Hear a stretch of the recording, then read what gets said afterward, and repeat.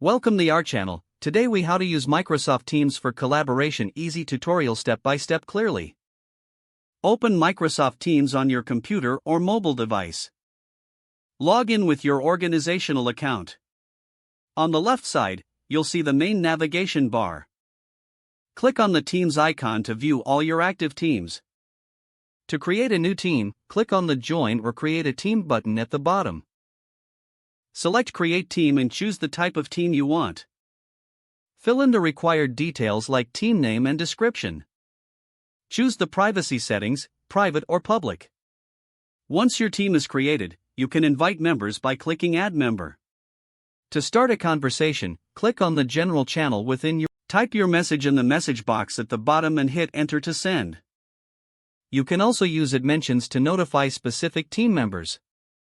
To share files, click on the Files tab at the top of your channel. Upload documents by dragging them into the Files area or clicking the Upload button. To schedule a meeting, click on the Calendar icon in the navigation bar. Select the New Meeting button to fill in the meeting details. After saving, the meeting will appear on your team's calendar. For video calls, go to the Meet option in the channel and click Video Call. During meetings, use the built-in tools for screen sharing and to record a session, click on the More Actions icon and select Start Recording. After the meeting, you can find the recorded video. To collaborate on documents in real time, open the file from the Files tab.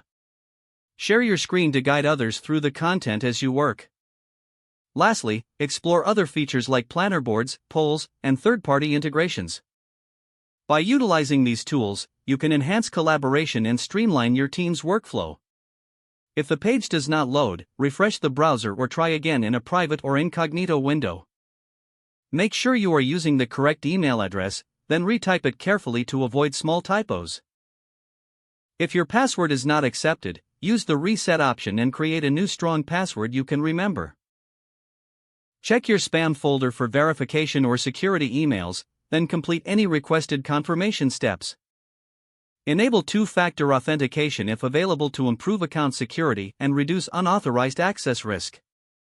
After signing in, review your profile details so your contact information and settings are accurate and current. Don't forget to like this video and subscribe to our channel for more step-by-step tech guides.